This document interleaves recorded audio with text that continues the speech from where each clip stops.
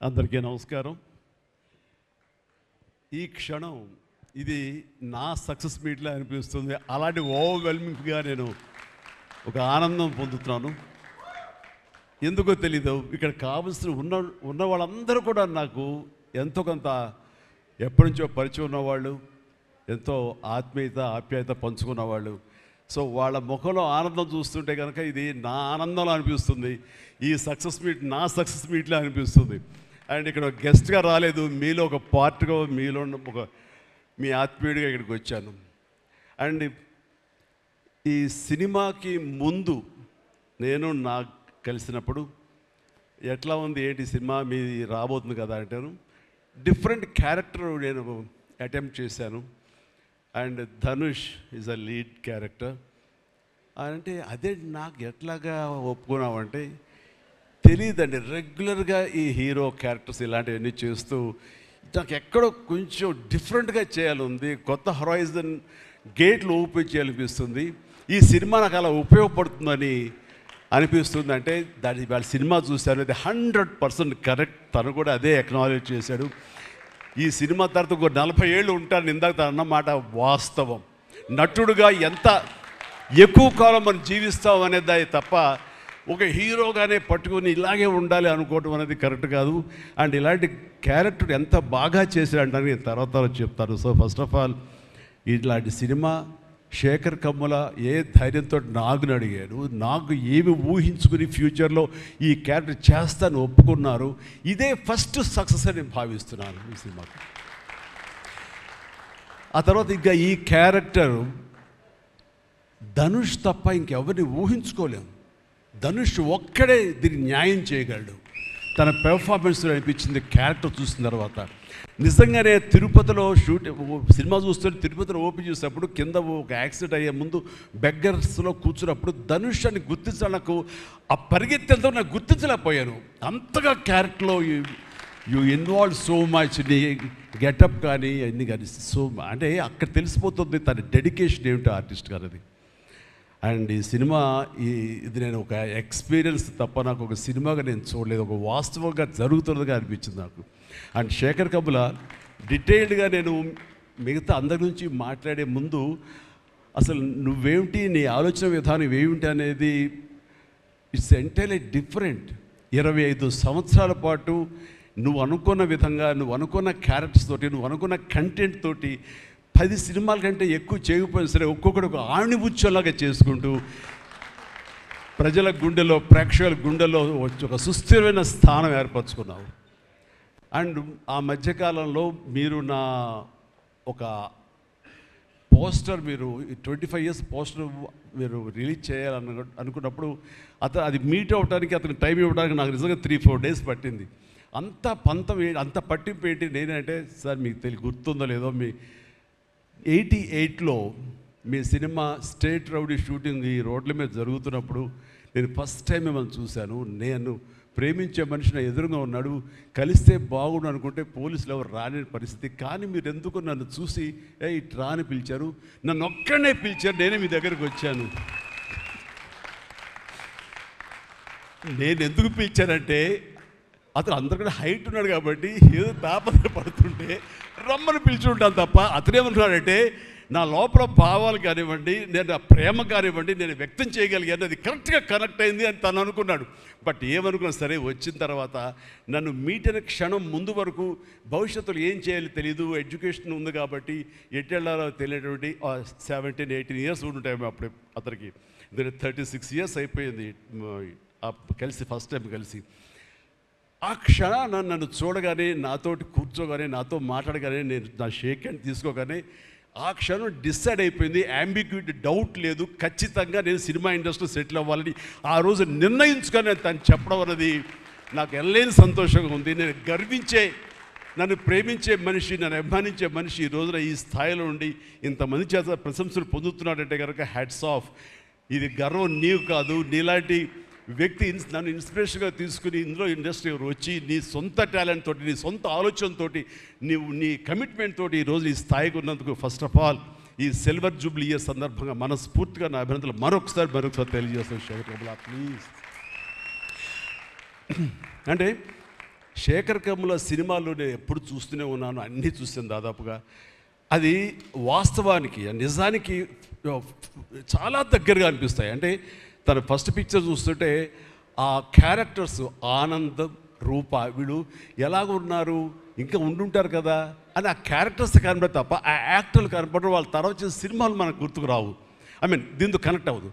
అలాగే ఫిదా, భానుమతి, వరుణ్, అలాగే ఈ ప్రతిమలో శ్రీరామ్, గోదావరిలో శ్రీరామ్, సీతా మహాలక్ష్మి, ఈ క్యారెక్టర్స్ కనపడతాయి. ఎందుకు చూడండి, ఈ సినిమాలో కూడా ప్రతి ఒక్కరు ధనుష్ని దేవా అంటున్నారు, నా ఫ్రెండ్ ఏమో దీపక్ అంటున్నారు తప్ప పేర్లు పెట్టి ఎవరు పిలవట్లేదు, గుర్తుంచుకోవట్లేదు. గబుక్కుని దేవాను వస్తుంది. నాకు అలాగే అనిపిస్తుంది ఇప్పుడు.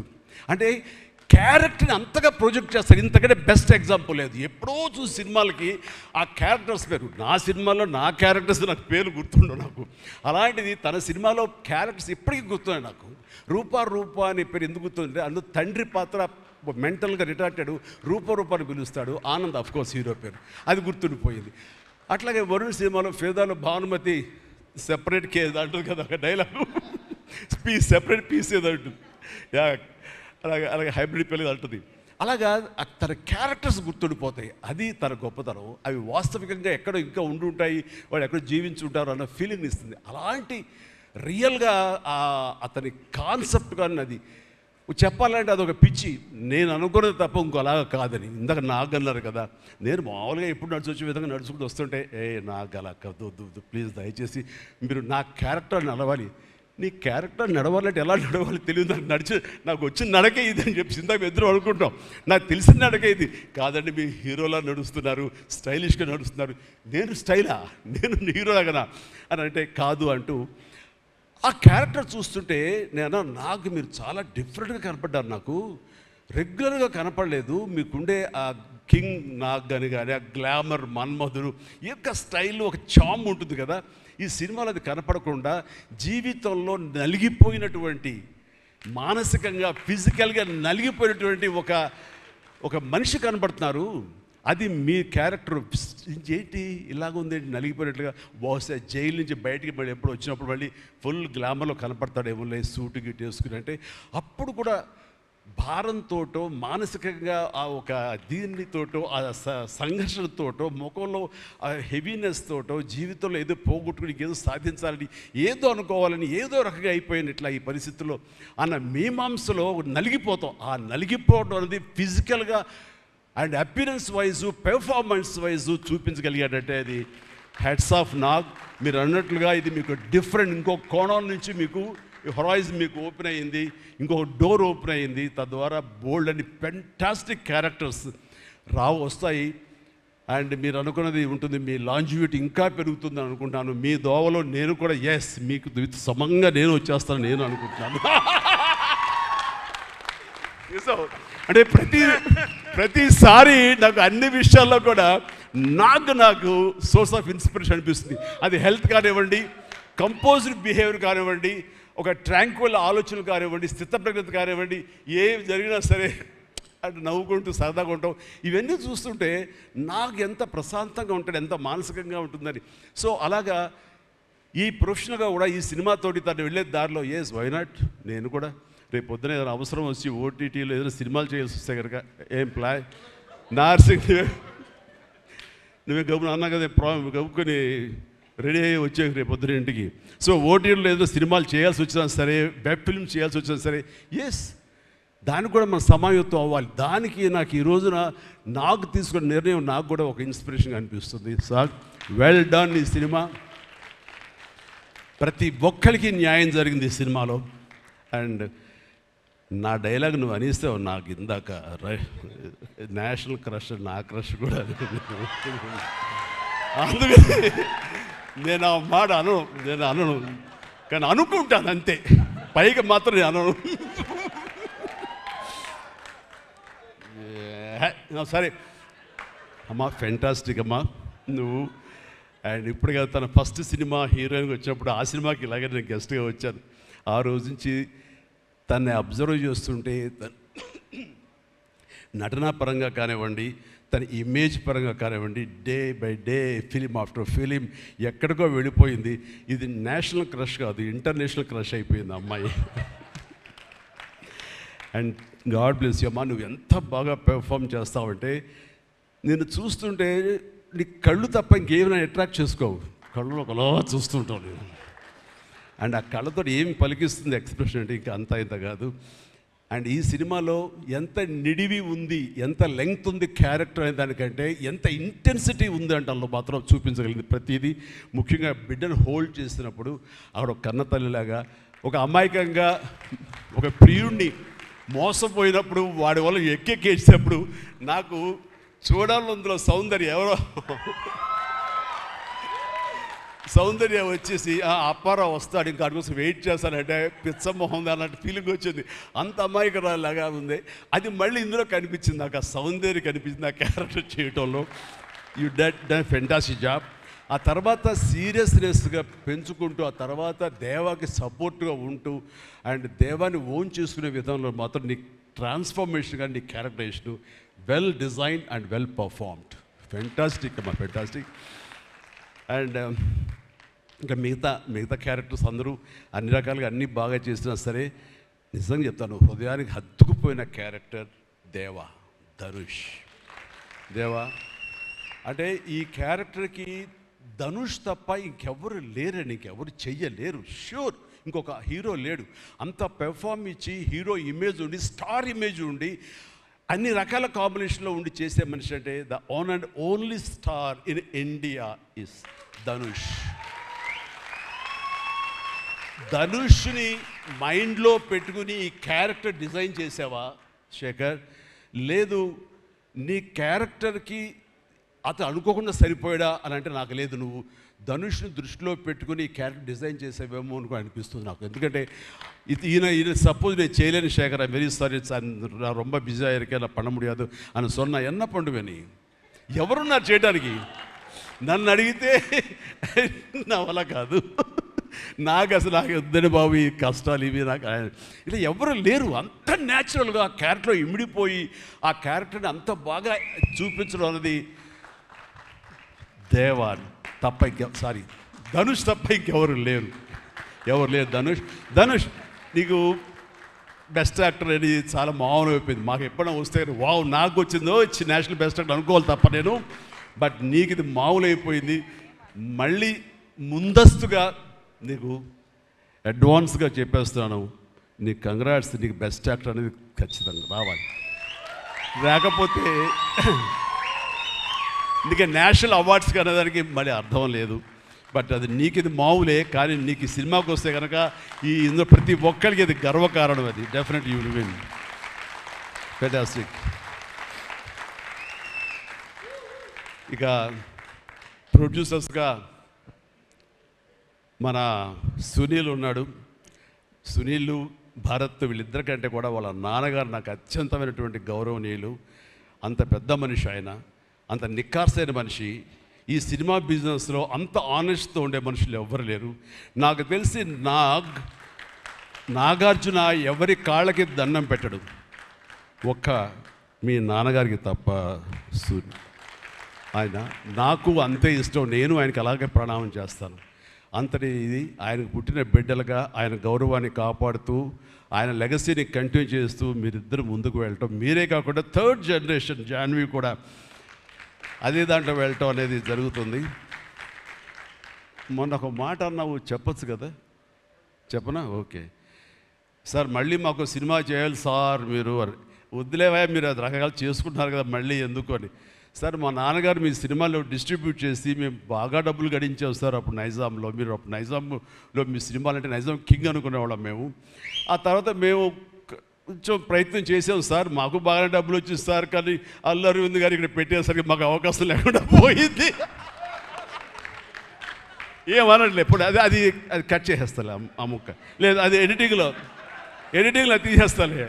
అంటే సికింద్రాబాద్లో గీతార్స్ పెట్టారు కదా, అందుకే మీకు సినిమాలు రాకుండా పోయి సరే పక్కన పెట్టేద్దాం. ఆ తర్వాత మీ థర్డ్ జనరేషన్ జాహ్నవి సినిమా తీసి ప్రొడ్యూసర్గా అమ్మాయి రావాలనుకుంటుంది అనుకున్నప్పుడు I wish all the best for her. ఎప్పుడు కలుస్తాను అన్నాను. అదేదో మీరు ఇస్తే మీతోటి అమ్మాయి అడిగిన 3 జనరేషన్స్లో మా ఫ్యామిలీతోటి మంచి సంబంధం ఉన్నట్లు అవుతుంది అన్నారు. పాప మీ నాన్న అడిగారు, ఇంటికి వచ్చి చెప్పారు లేదు నాకు తెలియదు, but we are doing.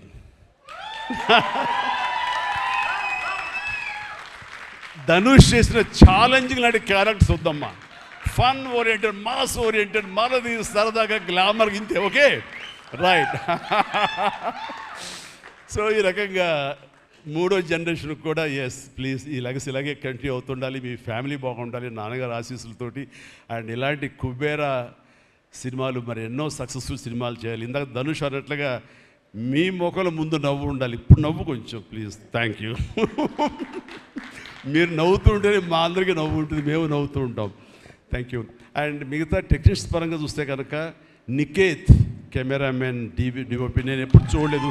Hi Niketh, I haven't seen your films, I don't remember even, but the way you are presenting yourself here is very much appreciable. I could see the energy, what you are pouring here, definitely it will reflect on the stage. Otherwise, Nagarjuna would have been praised you so much. And you also grab my attention, and future, I don't know, yes, maybe. And you have done a fantastic job. So initially when villain scenes are happening, that time I could see the top floor swimming pool. There I could see the richness of the film. So hardly they would have spent anything. So riches comes not because of the money. Riches comes with your viewfinder. So that way our credit goes to the whole film has grabbed attention and it looks very rich. So definitely please, I will awaiting you in future, and all the very best. Good luck. Done a great job as far as the camera is concerned. And then మా యోగేశ్వరుడు మా పెద్ద అనుకోండి పాపం లేని వయసు వద్దు sir కూర్చోండి sir మీరు please Niketh please sit down take your seat కూర్చో సార్ మీరు లెగదు సార్ మమ్మల్ని ఇబ్బందిగా ఉంటుంది. ఇద్దరం చాలా నువ్వు అనుకుని మాట్లాడే పరిచయం మాకు శుభలేఖ సినిమా నుంచి 1980 నుంచి వీఆర్ వర్కింగ్ టుగెదర్. ఈ మధ్యకాలం వరకు కూడా ఎప్పుడైనా సెట్కి వస్తాడు రాగానే సినిమా అడుగుతాడేమో, నెక్స్ట్ సినిమా ఏం చేద్దాం అడుగుతాడంటే బాబాయ్ ఈసారి మీ ఇంటి నుంచి నాకు ఆవకాయ పచ్చడి రాలా అంటాడు. Mango pickle, as for mango pickle from my house. So ఈసారి పంపించాను బాబు, వస్తుంది. శుభం. ఫెంటాస్టిక్. నువ్వు ఈ వయసులో కూడా ఇంత బాగా పనిచేస్తున్నావు, ఇంత కష్టపడుతున్నావు అంటే కనుక అవసరమా అనిపిస్తుంది. రిటైర్ అవ్వచ్చు కదా, హ్యాపీగా రెస్ట్ తీసుకోవచ్చు కదా అని. కానీ మన సోల్స్ అవే రిటైర్మెంట్ అది తీసుకోలేము. కష్టపడి పనిచేయటంలోనే మనకు ఆనందం ఉంటుంది, కష్టపడి పనిచేయటంలోనే ఈ ఇష్టమైన పురుషుల్లో మనం ఉంటాం. మన లాంజివిటీ ఉండాలి అంటే మనం ఇందులోనే ఉండాలి ఖచ్చితంగా. అండ్ భగవంతుడు ఇంకా సంపూర్ణ ఆయురారోగ్యాలు ఇవ్వాలి. నాన్నగారు ఆయన పనితనం నాకు గుర్తుంది, ఆయన దగ్గర కూడా పనిచేశాను నేను, అలాగే ఇప్పుడు నీతో కూడా పని కొనసాగిస్తున్నాను. అండ్ ఈ సినిమాలో నువ్వు పార్ట్ అవటం అన్నది it is great, wonderful Tharani please. And ఇక్కడ చూస్తుంటే యంగ్స్టర్స్ ఎంత ఎంతూజియాస్టిక్గా ఉన్నారంటే వాళ్ళందరినీ పేరున నేను పిల్లలని కానీ యంగ్స్టర్స్ అంటే ఇండస్ట్రీ ఎంత ఫ్రెష్గా ఎంత యంగ్స్టర్స్ తోటి ఎనర్జీతో ఉంది అంటే అంత అయితే కాదు. నాకు అనిపిస్తుంది అబ్బా మన ఇండస్ట్రీ ఏమైనా ముసలిదైపోయిందా అని అనిపిస్తుంది అప్పుడప్పుడు అద్దంలో మమ్మల్ని మేము చూసుకుంటూ. కానీ ఈరోజు ఇక్కడ చూస్తుంటే కనుక ఇంతమంది యంగ్స్టర్స్ తోటి అండ్ చాలా బబ్లింగ్గా చాలా బాగుంది. ఈ ఇండస్ట్రీ కొనసాగాలి ఎలాగే అంటే కనుక మీలాంటి యంగ్స్టర్స్ రావాలి. ఇలాంటి యంగ్స్టర్స్ వల్లనే మేమంతా పుంజుకుంటాం. నేను ఈ రోజున కొత్త డైరెక్టర్స్తో పనిచేస్తాను, అనిల్ రావుపూడి కానీ, బాబీ డైరెక్టర్ కానీ, వశిష్ఠ్ కానీ, ఇలాంటి యంగ్స్టర్స్ పనిచేస్తుంటే ఎక్కడ లేని ఎనర్జీ వాళ్ళ దగ్గర ఉంటుంది, వాళ్ళ నుంచి కొత్తను ఉంది. నేను వాళ్ళకి అనుగుణంగా నేను మారిపోతుంది తప్ప నాకు అనుగుణంగా వాళ్ళు ఉండాలి కోరుకోవట్లా. నా సక్సెస్ అక్కడేమో అనుకుంటున్నాను నేను ఆ రకంగా. Old wine in new bottle అన్నట్లుగా ఈ సమయంలో వైన్ గుర్తుకొచ్చింది, సారీ. అండ్ అలాగా ఇదే ఎనర్జీతోటి ఇదే యంగ్స్టర్స్ తోటి ఇండస్ట్రీ కళకళాలని కోరుకుంటున్నాను. And last but not least my brother, నాకు బిడ్డతో సమానం, దేవిశ్రీ ప్రసాద్. అండ్ దేవిశ్రీ ప్రసాద్ తన ఎనర్జీ అంటే ఇందాక చూశారు కదండి, లైవ్ షో చేసేసాడు ఇక్కడ. ఆ తర్వాత ఏం మాట్లాడాలో ఎవరికి ఏం తుయ్యినటువంటి పరిస్థితి మొత్తం అంతా షో గ్రాప్ చేశాడు. బట్ నేను మళ్ళీ కంబ్యాక్ తర్వాత పొలిటికల్గా కొన్నాళ్ళు ఉండి 1915లో 150 సినిమా చేసిన దగ్గర నుంచి అంతకుముందు తన సినిమాలతోనే ఎంబీబీఎస్ కానీ జిందాబాద్ కానీ అన్నీ అయిన తర్వాత మళ్ళీ తన వలన నా మ్యూజికల్ అనేది ఏర్పడేదేమో అనుకుంటున్నాను. అలాంటి గ్రేట్ మ్యూజిక్స్ నాకు ఇచ్చి మళ్ళీ నేను నిలబడడానికి దోహదపడ్డాడు మనోడు. యూ ప్లీజ్ వద్దు అలా చేయదు ప్లీజ్ దోహదపడ్డాడు. మీరంతా సరస్వతి పుత్రులయ్యా ప్లీజ్ బంగారం ప్లీజ్. అండ్ తను ఎనర్జీ డే బై డే పెరిగిపోతుంది, తన టాలెంట్ డే బై డే పెరిగిపోతుంది. ఇక నేషనల్ నుంచి మన రీజనల్ నుంచి నేషనల్ లెవెల్కి ఎలా ఎదిగిపోయాడో మనం చూసాము. ఆ హోల్ ఇండియా తన గురించి ఎలాగా కీర్తిస్తుంది అనేది మనం ఈ పుష్ప 1 and 2 చూస్తున్నాము. ఇప్పుడు ఈ సినిమా కుబేర్లో కూడాను ఎక్కడ డ్యూయట్ సాంగ్స్ లేవు కదా అని అనిపిస్తుంది, కానీ ఒక్క సాంగ్ ధనుష్ పాడిన ఆ సాంగ్ ఎంతగానో ఆకట్టుకుందంటే అంతా ఇంత కాదు. దానికి ఇద్దరు ఒకరొకరు కాంప్లిమెంట్ చేసుకుంటూ ఆ సాంగ్ అంత బాగా హిట్ అవడానికి దోహదపడింది. అట్లాగే సినిమా చూస్తుంటే మ్యూజికల్గా ఉంది తప్ప నాకు ఎక్కడ డ్యూయట్ సాంగ్స్ వేరే లేవి అనే ఫీలింగ్ రాలేదు. And that's the magic of Devi Sri Prasad. రీ రికార్డింగ్లో కూడా చాలా హృదయంగా మదర్ తోటి పాడిన పాట రోడ్డు మీద యాక్సిడెంట్ అయిన తర్వాత అబ్బా కన్నింటి నీళ్ళు వచ్చేస్తుంది నాకు. మన రైతుల మీద పాడే గుర్తుందా మన 150 సినిమాలో నీరు నీరు నీరు అంటూ దాన్ని మరిపించిన సాంగ్లో అనిపించింది. అండ్ అది వెరీ మచ్ రిలవెంట్ సాంగ్. అట్లాగా తన ఆర్ఆర్ బ్యాక్గ్రౌండ్ కూడా తన సాంగ్స్ ద్వారా అవన్నీ కూడా అత్యద్భుతంగా కనిపించేలాగా వినిపించేలాగా చేశారు. దానికి దోహదపడినటువంటి లిరిసిస్టులు ఇక్కడే ఉన్నారు. భాస్కర్ భట్లాను, ఇందాక ఇంకో ఆయన పేరు చెప్పారు నందకిషోర్ గారు, అలాగే మన చంద్రబోస్ గారు. అండ్ వీళ్ళందరూ కూడా నేను హృదయపూర్వక అభినందనలు తెలియజేస్తాను. అండ్ ఈ రోజున ఇక్కడ రావటం అన్నది నేను చాలా ఆనందం అనుభవిస్తున్నాను ఇక్కడ మీ అందరితో పాటు. అండ్ ఇలాంటి సినిమాలు రావాలి, ఎందుకంటే సినిమా సక్సెస్ అనేది గగనమైపోతున్న రోజులు ఇవి. థియేటర్స్కి ఆడియన్స్ రప్పించడం అనేది మహా గగనమైపోతున్న రోజులు ఇవి. రావటం కష్టంగా ఉంది.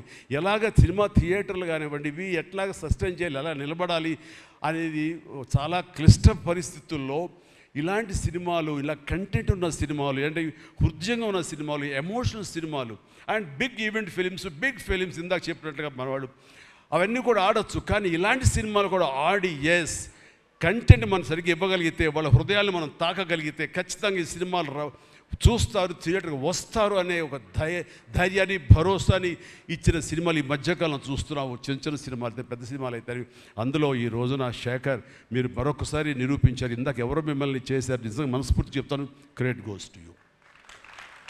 ఒక ధైర్యాన్ని ఇచ్చింది ఇలాంటి సినిమాలు చేయొచ్చని. ఇంకా ఈ పెద్ద పెద్ద సినిమాలు తప్ప, రక్తపాతాలు తప్ప, కొట్టుకోవడాలు తప్ప, నరుకోవడాలు తప్ప ఇంక ఇలాంటి సినిమాలు రావా, వస్తే చూడరా, ఇవన్నీ 10 రోజులు ఆగితేనో నెల ఆగితేనో ఓటీటీలో చూసేద్దాంలే అని దాంతో ఉండిపోతారా, ఏమైపోతే ఇండస్ట్రీ అనేటువంటి ఒక అభద్రతా భావం నుంచి ఈ సినిమా ద్వారా ఇలా తీయగలిగితే, సత్తా చూపగలిగితే, హ్యూమన్ ఎమోషన్స్ని టచ్ చేయగలిగితే, కంటెంట్ కొత్తగా ఉండగలిగితే కనుక థియేటర్కి వస్తారు, చూస్తారు భరోసా ఇచ్చావు. Thank you so much. And God bless you and God bless you all. Please ప్రతి ఒక్కళ్ళు నాకు ఈ అవకాశం ఇచ్చినటువంటి ప్రొడ్యూసర్స్ గారికి, రామ్మోహన్ రావు గారికి, అలాగే భారత్ పాప నీకు కూడా నా అందరికీ నా హృదయపూర్వక ధన్యవాదాలు. మరొకసారి ఇక్కడ ఉన్నటువంటి 50 మంది యంగ్స్టర్స్కి అండ్ రెస్పెక్టెడ్ టెక్నీషియన్స్కి నా శుభాకాంక్షలు, నా ధన్యవాదాలు తెలియజేస్తాను. మరొకసారి love you man, love you. God bless you.